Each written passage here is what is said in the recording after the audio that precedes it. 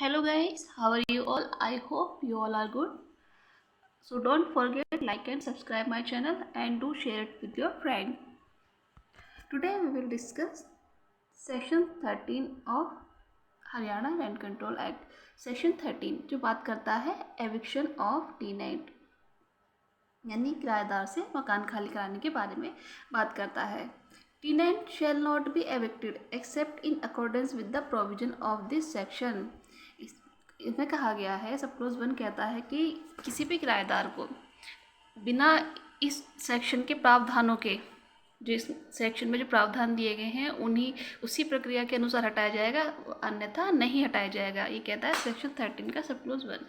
मतलब procedure establish by law, विधि की सम्यक प्रक्रिया के अनुसार ही उसे हटाया जा सकता है, वहाँ से खाली कराया जा सकता है मकान, अन्यथा नहीं, यानी इलीगल तरीके से नहीं, लीगल तरीके से. सब क्लोज 2 बात करता है if a landlord who seeks to evict his tenant shall apply to the controller. यदि कोई मकान मालिक अपने किराएदार से मकान खाली कराना चाहता है तो कहाँ अप्लाई करेगा? कंट्रोलर के पास करेगा. कंट्रोलर कब आदेश देगा खाली कराने का? If the controller satisfies that, यदि कंट्रोलर को संतुष्ट हो जाता है कि tenant has not paid the rent due from him within 15 days. मतलब ये है कि यदि टेनेंट और लैंडलॉर्ड में एग्रीमेंट के दौरान जो टाइम फिक्स हुआ था कि इतने टाइम में रेंट देना है और वह टाइम निकल जाता है, उसके बाद लैंडलॉर्ड रिटन नोटिस देता है टेनेंट को, और वह उसके बाद भी नोटिस देने के बाद भी विद इन 15 days किराया नहीं देता है तो वह रेंट कंट्रोल अथॉरिटी के पास जा सकेगा कि आप. सेकेंड ग्राउंड है if tenant after the commencement of 1949 act, यदि टेनेंट लैंडलॉर्ड के बिना कंसेंट के क्या करता है? Transferred his right. If tenant transferred his right under the lease और सबलेट द एंटायर बिल्डिंग और एनी पोर्शन देयर ऑफ. मतलब या तो वह बिल्डिंग या उसका कोई पार्ट लीज पर देता है या सबलेट कर देता है विदाउट कंसेंट ऑफ लैंडलॉर्ड, तो ये किसका एग्जैक्टमेंट का ग्राउंड होगा. और यदि और क्या कहता है? Use the building for any purpose other than that for which it has lease. मतलब कि उसे जिस पर्पज़ के लिए दिया था उस पर्पज़ के लिए यूज़ ना करे, किसी अदर पर्पज़ के लिए यूज़ करता है तो भी ये उसके एग्जैक्टमेंट का ग्राउंड होगा. मान लीजिए उसे रहने के लिए दिया था, वो यूज़ उसका कमर्शियल पर्पज़ के लिए करता है तो ये उसके एग्जैक्टमेंट का ग्राउंड होगा. विदाउट कंसेंट ऑफ करता है तो the tenant has committed any act likely to explain the value of building. Third ground है कि यदि वह कोई ऐसा कार्य करता है जिससे बिल्डिंग की वैल्यू में कमी आ जाए, मतलब उसका मूल्य गिर जाए, इस तरह का काम करता है तो ये भी उसके एग्जैक्टमेंट का ग्राउंड होगा. और यदि टेनेंट गिल्टी ऑफ न्यूसेंस, उसने किसी तरह का न्यूसेंस किया है तो भी ये उसके एग्जैक्टमेंट का ग्राउंड होगा, एविक्शन का. The tenant has ceased to occupy the building for a continuous period of 4 months without any reasonable cause except in case of hill station. मतलब कि यदि जैसे जब उसे ग्राउंड वह बिल्डिंग दी गई थी ऑक्यूपेशन के लिए या रहने के लिए और वह उसे यूज़ नहीं करता है 4 महीने तक बिना किसी कारण के, विदाउट एनी रीजनेबल कॉज, सिवाय कि वह कहीं बाहर गया है, यदि वहीं रहकर भी उसे यूज़ नहीं कर रहा है तब क्या होगा? ये उसके एविक्शन का ग्राउंड होगा.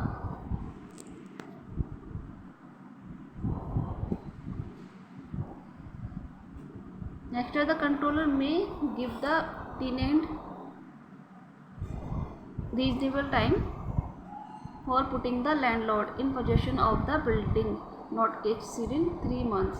मतलब तब कंट्रोलर टेनेंट को एक रीजनेबल टाइम देगा, किस लिए?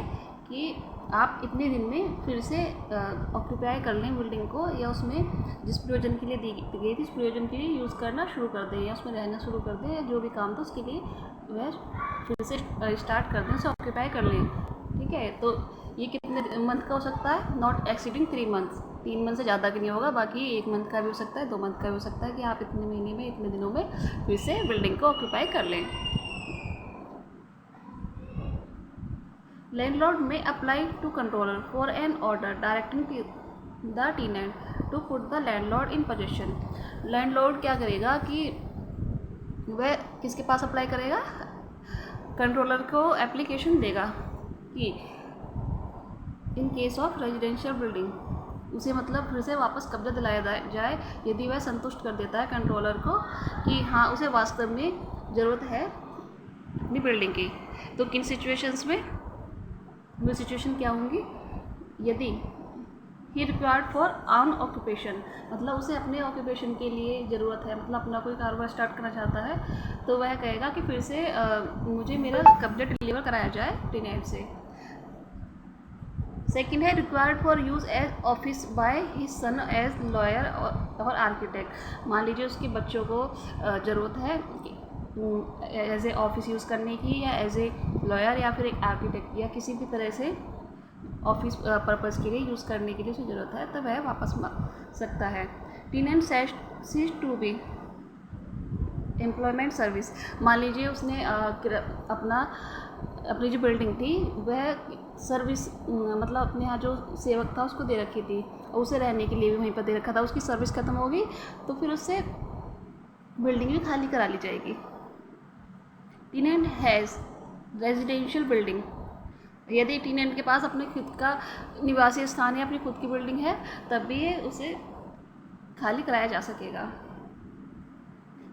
नेक्स्ट है member of arm forces of union required for his family. यदि वह आर्म फोर्स का व्यक्ति है या आर्म फोर्स का सैनिक है तो वह क्या उसकी फैमिली को ज़रूरत है वास्तव में, तब भी वह खाली करा सकेगा। In case of rented land if required to carry out any building work at the instance of state government local authority improvement trust if, ठीक है, यदि जो बिल्डिंग है वो रेंटेड लैंड है, मतलब पहले से ही किराए पर दी हुई है, ठीक है, और वह उसे वास्तव में ही ज़रूरत है खुद के लिए, तो वह क्या करेगा, कंट्रोलर से अप्लाई करेगा। और या फिर किसी लोकल स्टेट गवर्नमेंट या लोकल अथॉरिटी कोई किसी इम्प्रूवमेंट ट्रस्ट के लिए ज़रूरत है, मतलब लोकल अथॉरिटी या इम्प्रूवमेंट गवर्नमेंट किसी इम्प्रूवमेंट के लिए चाहती है खाली कराना, तो ये भी खाली कराया जा सकता है। If controller satisfied that any application made by landlord for eviction of tenant is frivolous है, यदि कंट्रोलर सेटिस्फाइड हो जाता है कि लैंडलॉर्ड ने जो भी एप्लीकेशन लगाई थी वो फ्रीवलेस थी, मतलब वो गलत थी, ये झूठी थी, तो क्या किया जाएगा, उससे 500 रुपये फाइन लिया जाएगा एज ए कंपनसेशन।